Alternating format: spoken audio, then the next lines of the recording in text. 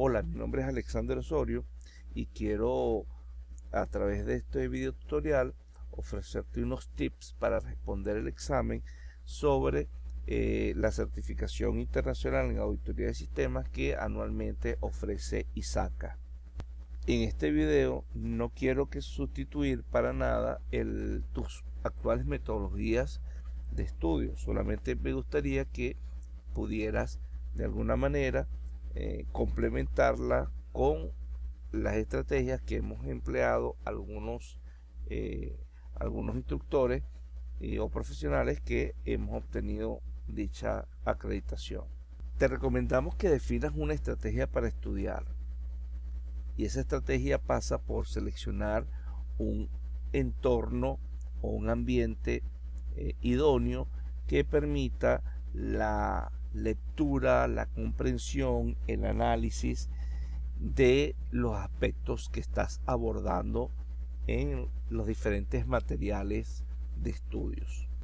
La selección de un horario para abordar las lecturas es fundamental, ya que deberías en este caso buscar aquellos horarios en los cuales se te brinda un entorno donde haya poco ruido, donde tengas la menor cantidad de interrupciones posible y donde el cansancio no haya hecho mella en tu rendimiento físico.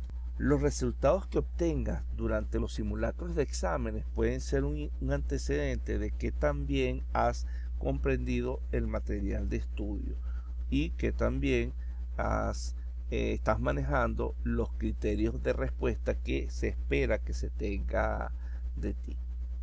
Debes recordar que lo que vas a hacer durante el examen es responder un cuestionario de preguntas. En estas se te colocarán 4 opciones para que respondas en base a un planteamiento. Debes intentar realizar la máxima cantidad de simulacros de exámenes posible. Esto te permitirá identificar aquellas preguntas que te ha costado más trabajo comprender. El examen CISA es un ejercicio para comprobar primero que nada conocimientos en el área de auditoría, pero también el criterio profesional que deberías tener o que tienes al momento de abordar la práctica laboral. En este caso, te podríamos decir que lo importante es aprender los criterios de respuesta que espera ISACA que tú tengas durante el ejercicio de la práctica laboral. Debes establecer un orden con el que vas a empezar a estudiar. Es fundamental la planificación, como anteriormente te había comentado. En este sentido, debes revisar previamente el material de estudio, identificar aquellos en los cuales tienes fortalezas y debilidades, aquellas las cuales tienen un mayor peso porcentual para la evaluación del examen y abordar en función de eso su lectura general.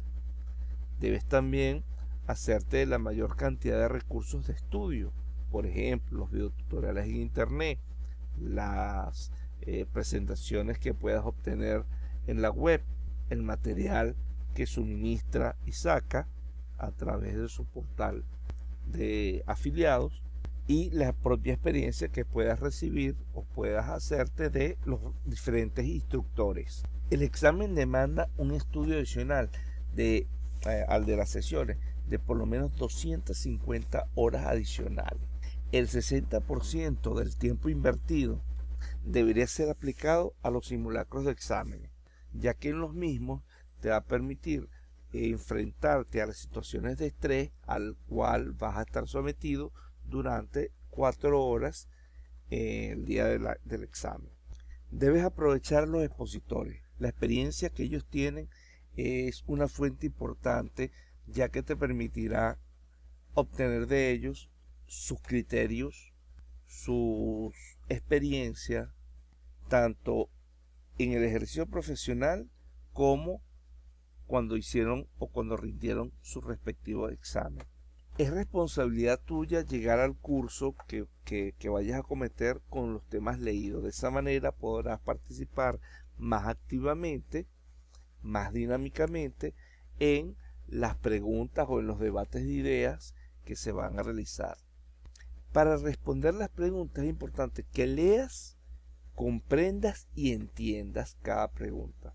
No basta con leer las preguntas de una manera por encima, sino que es importante que las analices, las comprendas y finalmente procedas a dar respuesta a las mismas. Antes de responder, deberías identificar qué tipo de preguntas te están realizando.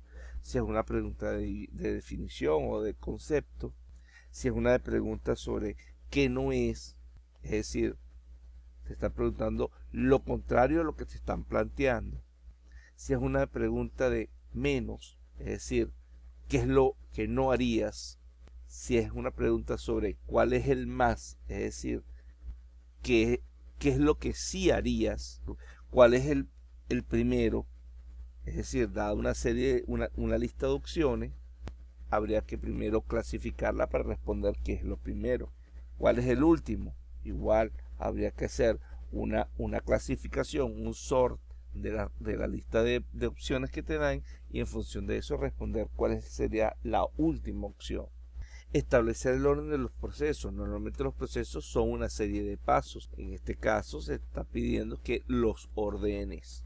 Y las preguntas tipo caso, en donde se te presenta un escenario y sobre ese escenario te harán preguntas de diferente tipo. Por ejemplo, vamos a tratar de identificar un tipo de preguntas.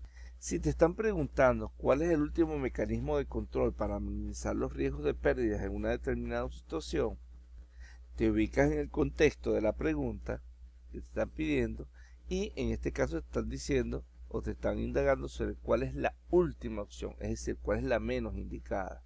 ¿Qué haces allí? Clasificas los controles, en este caso, ¿verdad? Sabemos que los controles son preventivos, detectivos y correctivos, ¿sí? Y en función de esto darías tu respuesta. En este caso la respuesta era la número 3, es decir, es el último control, en este caso el del control correctivo, ya que la primera y la segunda serían las primeras opciones, es decir, prevenir y detectar antes que corregir. Y la cuarta opción es sencillamente un distractor. El control persuasivo no es un control. En muchas ocasiones, identificando y analizando bien la pregunta y con un poquito de sentido común, podríamos responder acertadamente. Si después de leer la pregunta y las opciones de las preguntas tenemos dudas, habría que regresar y releer la pregunta nuevamente. Clasificar las opciones de las respuestas también es una buena técnica. En este caso, cuando tú clasificas utilizando el ejemplo anterior, si clasificas los controles en preventivo, detectivo y correctivo, ahí tú puedes responder cuál es la primera, cuál es la última. Si fuera un proceso que te estuvieran preguntando, tú sencillamente sabrías a través de una clasificación cuál es el primer paso y cuál es el último paso. Uno de los aspectos más importantes para poder obtener un resultado satisfactorio durante el examen es pensar como auditor. Normalmente un auditor le da más valoración a la prevención antes que la acción, algo así como prevenir antes que lamentar. Otro de los aspectos es alinear siempre los objetivos del negocio, ya que esto se considera como una máxima tanto en auditoría del sistema como en gestión de la seguridad de la información. Todos los procesos o la mayoría de los procesos deberían estar alineados a los objetivos del negocio y muchas de las respuestas del examen van a estar orientadas a ese tipo de respuestas. Siempre se va a preferir el menor riesgo de entre los que se te presenten. Busca siempre el menor costo y la mayor cantidad de oportunidades. Aquí juega un papel importante aquella máxima de que el costo de un control no puede ser mayor a su beneficio. En este caso, debe haber un equilibrio entre lo que es el costo del control y el beneficio o la oportunidad que se te presenta. La separación de funciones es fundamental en este caso. Digamos que es uno de los aspectos que los auditores siempre pretenden detectar. Incluso forma parte de lo que es el ambiente de control de toda organización. En aquellas preguntas donde normalmente te presenten actividades, varias actividades que están siendo realizadas por una misma persona, obviamente debería buscarse siempre la separación de funciones, ya que las mismas pretenden minimizar los fraudes y de alguna manera mejoran lo que es la rendición de cuentas y mejoran, por supuesto, algo fundamental en auditoría, que es la autorización. La seguridad de las personas es fundamental. El capital humano, el talento humano debe siempre asegurarse, debe siempre protegerse sobre lo demás. No hay nada más importante que la preservación de la vida humana. La mejora continua siempre debe estar presente.